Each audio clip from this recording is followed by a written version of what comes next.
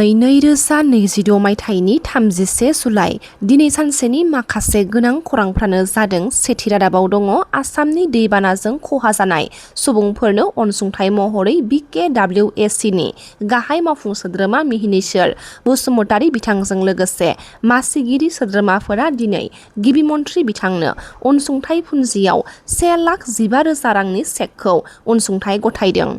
मख'नो गोनांदि आसामनि दैबानाजों खहा जानाय सुबुंफोरनो अनसुंथाइ महरै आरो सुबुं अनसायनि थाखाय आसामनि मानगोनां गिबि मन्थ्रि बिथांनि अनसुंथाइ फुन्जियाव अनसुंथाइ गथायदों मन्थ्रि बिस्वजित दैमारी बिथाङा। लोगोसे बिहारनि MLA आनन्द मिश्रा बिथाङा आसामनि दैबानाजों सिलिंखार जानाय दुखुनि समाव गावनि दानसेनि बेथनखौ दान होनो फेसबुक लाइभनि गेजेरजों फोरमायथिदों। दिनै CBIनि जर'खा बिजिरसालियाव माइनाव ब्रह्मनि गसरनि सार्च फ्रेम हाबाफारि ट्रेडिं खान्थि बादगायाव माइनाव ब्रह्मखौ हेफाजाब खालामनाय साथामनि हेंथायैबो दिनै सार्च फ्रेम बिखान्थि सोलिगोन। माइनाव ब्रह्मनि आर'जलाइखौ आजावनानै 6 आगस्टआव हियारिंनि सानखौ थि खालामदों गोजौ बिजिरसालिया।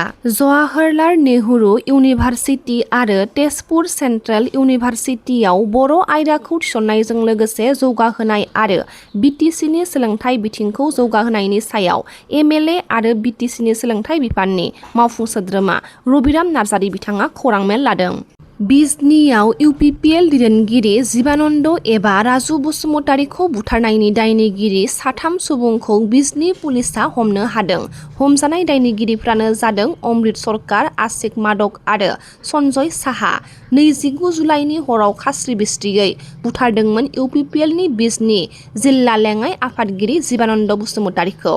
बिजनी सातियागुरियाव बुथारनाय जाथाया जादोंमोन होनना मिथिनो मोन्दों। मख'नो गोनांदि एबसुनि बारग' दैदेनगिरि जीबानन्द राजु बसुमतारीखौ खास्रि बिस्रियै बुथारनाय जाथायजों लोब्बा थानाय दायनिगिरिखौ गोख्रों साजा होनो दाबि दैखांदों चिरां जिल्ला एबसुनि गाहाय नेहाथारि रिदियान नार्जारी बिथाङा। हाग्रा बिफानजों गावथारजानाय फुंखा बसुमतारीनि नखरनो थार बिजिरनाय मोननो थाखाय बिसमुरि आउटपस्टआव मेजिस्ट्रेटनो गोसोखांलाइ गथायदों। 135थि दुरान्ड काप फुटबल टुर्नामेन्ट 2026 मायथाइयाव बडलेण्ड FCखौ मदद खालामनो ओंखारबोदों BTCनि गेलेमु बिफाननि EM लोमस्राव दैमारी बिथाङा। फिन आरोबाव BTCनि गाहाय खुंगिरि हाग्रामा महिलारी बिथांनि बिथोन बायदियै IIT कर्नाटकआव 3थि सेमिस्टाराव सोलोंथाइ लाबाय थानाय उदालगुरिनि नाग्रासारनि धोरोमसा बर'नो 3.5 लाख रांनि अनसुंथाइ होदों।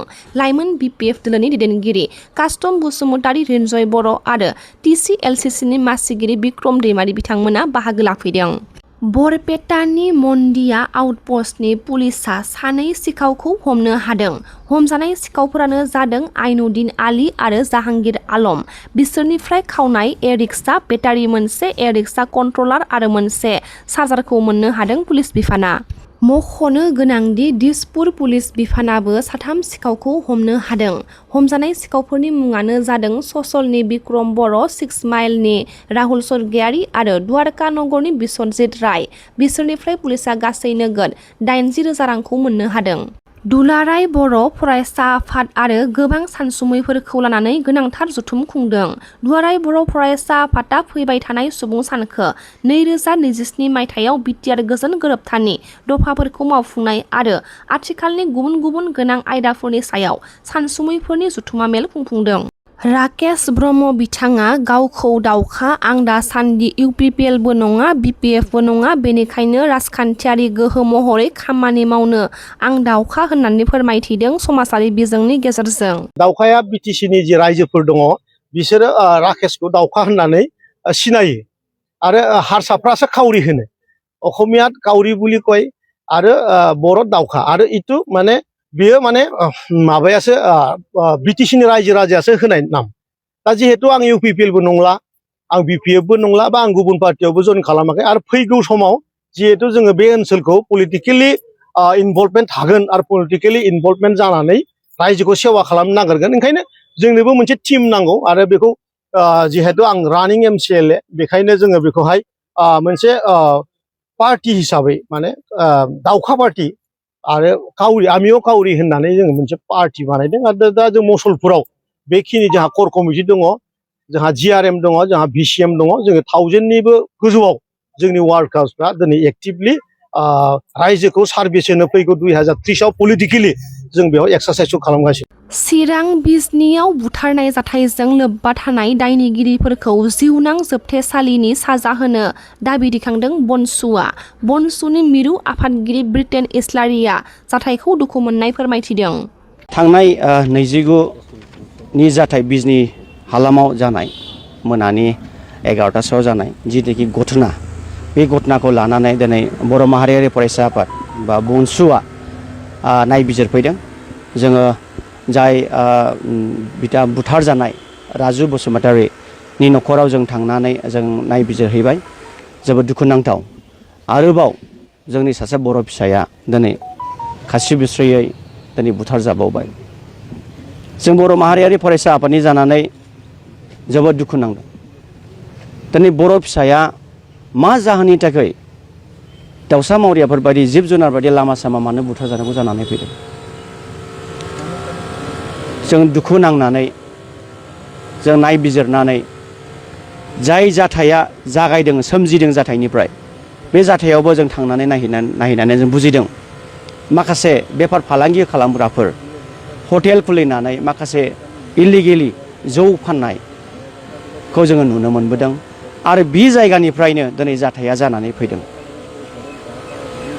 जोबोद दुखु नांदों जोङो, आरो बेखौ नुनानै बुथारनाय जायगायावबो जोङो थांनानै नुबाय। एक्सिडेन्टेलि केस होनना बुंदोंमोन, बे एक्सिडेन्टेलि केस नङा, एक्चुवेलि बियो मार्डार केस खालामदों बेखौ। ओमफ्राय बिनि उनावहाय जों एसे नायनो केसा मा रोखोमै रेजिस्टार जादों होननानै जों फैबाय। दिनैहाय जों थानाव दंफैयो, बिजनी थानायाव। जोङो SDO सारमोनजोंबो आरो OC सारजोंबो जों सावरायबाय। होनदों दि बेखौहाय मार्डार केसावहाय फुरा रेजिस्टार खालामनाय जाबाय, आरो बेखौहाय एसेबां गोरा सेक्सनाव बिथांमोना दिनै बहायबाय, आरो बेखौहाय मथा मथि लाइफ सेन्टेन्स गनो मोनि केसखौ जाहाथे जाबसिनो होननानै जों बर' माहारियारि फरायसा आफादनिफ्रायबो बेखौहाय बुंदेरनाय जाबाय। आरो जोङो फोथायो आयेना सबसे लास्ट जिनोखि आयेन दङ गनो मोनि लाइफ सेन्टेन्स जेलावनो जाहाथे बेखौहाय खालामनानै होयो।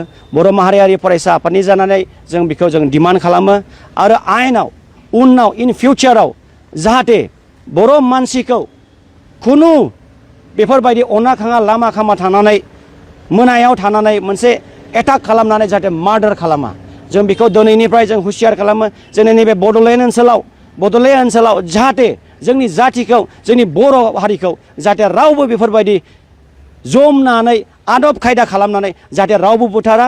बर' माहारियारि फरायसा आफादा गसंगोन, आरो अरायसम इन फिउचारावबो जों बर' माहारियारि फरायसा आफादा जाथि सिबिनायजों लोगोसे जों बेखौ जों हुमखि होगोन जाहाथे इन फिउचाराव रावबो जों बर'खौ आसि थुनानै लामायाव जमनानै माबा मोनसे आदब खायदा खालामनानै जेन बुथारा। जाय रुंसारि जानायनि न'खराव थालांनाय बिहि आरो बिसा सानै दङ, सासे बिसाला आरो सासे हिन्जावसा। जों बर' माहारियारि फरायसा आफादनि जानानै जों बेखौ जों खावलायनो सानदोंदि जाहाथे बिथांमोननि थांनानै थानायनि राहा लामाखौ सरकारा खालामनानै होयो। जों बेखौ जोङो खावलायदों जाहाथे बिथांमोना दिनैहाय आलाय सिलाय जादों, खारन गारजेन गैया हिसाबै आलाय सिलाय जादों। मा राहा लामा लानानै गथ'फोरखौ फोरोंलांगोन, मा राहा लानानै न'खरखौ सालायलांगोन होननानै जोंनि सिगाङावबो फोरमायदों। दा बेनिखायनो जों दिनैनि नैबे ससियेल मिडियानि गेजेरजों जों बेखौनो जों खावलायनो सानदोंदि सरकारा थाबैनो जाय बिथां रुंसारि जानाय बिथांखौ जाहाथे हेफाजाब होयो, मदद होयो, थांनानै थानायनि राहा लामाखौ जाहाथे खालामनानै होयो। आरो जों मोनसे जों खावलायो, बेयाव खुनु पलिटिकेल एंगेलजों नोजोर बोनो नाङा। बेयाव जाथि हिसाबै जों खौसेथि जानाया मोजां। जों बर' माहारियारि फरायसा आफादनि जानानै जों जातिनि सेन्टिमेन्टखौ लानानै जों बेखौ दिनैहाय जों फोरमायो। बड'लेण्ड FC खौ गेलेनायाव हेफाजाब होनो बयखौबो खावलायहरदों मुंदांखा फुटबलार हलिचरन नार्जारि बिथाङा। 135थि दुरान्ड कापनि गिबि मेचखौ बड'लेण्ड FCआ नर्थ इस्ट इउनाइटेड FCनि हेंथायै गेलेगोन। सिगाङाव खुलुमबाय बयखौबो। आं दिनै बड'लेण्ड FCआव जइन जादों, जाहाथे आं आंनि टीम बड'लेण्ड FC टीमखौ मोजां खालामनो थाखाय। आं गिबि मेचआव एक्सपेक्ट खालामदों, मानो होनबा नर्थ इस्ट टीमाबो मोजां टीम, तो आं लुबैयो जोंनि प्लेयारफ्रा मोजां गेलेगोन मानो होनबा जोंनि प्लेयारफ्रा मोजाङै ट्रेनिं खालामगासिनो दङ ग्राउन्डआव कोचआ जेसेबांखिनि इनफरमेशन होदों बेखौ प्लेयारफ्रा सोलोंगासिनो दङ तो आंनि फार्स्ट मेचआव आं बेखौनो एक्सपेक्ट खालामो जे जोङो फार्स्ट मेचखौ देरहागोन होननानै आं आसा खालामो आरो आं नाजागोन टीमनि थाखाय जेसेबां हानायखिनिखौ आं गेलेनो थाखाय टीमखौ देरहासार खालामनो थाखाय नोंथांनि थाखाय सापर्टारफ्रा बेसेबां इम्पर्टेन्ट सापर्टारा आंनि थाखाय बहुत इम्पर्टेन्ट आरो टीमनि थाखाय जोबोद गोनांथि मानो होनबा जोङो ग्राउन्डआव जोङो सापर्टारखौ मोनोबा गेलेगिरिफोरनि थाखाय बिराद मोजां जाहाथे जों बायरानिफ्राय प्लेयारखौ इनकारेज खालामो सापर्टारफ्रा आं बेखौनो बुंनो सानो जोंनि सापर्टारफोरखौ जेरावखि थाया मानो जेखि खनायाव थाया मानो बिथांमोना एदिनखालि जोंना 1 तारिख आगस्ट 1 तारिख खालि खेला दङ तो बिथांमोनखौ आं लुबैयो जे बयबो लैहोर लैहोर फैनानै जोंखौ सापर्ट खालामफैगोन बड'लेण्ड एफसिखौ आं बेखौनो आसा खालामो बिथांमोना जेसेबां हिउज फेन्स जेसेबांखिनि फैनो हायो जोबोर प्लेयारफोरनि थाखाय टीमनि थाखाय जोबोर मोजां तो आं आसा खालामो बिथांमोनखौ बयबो लैहोर लैहोर फैनानै जोंखौ सापर्ट खालामफैगोन बेखौनो आं आसा खालामबाय जोंनि सापर्टारफोरनिसिम थैंक इउ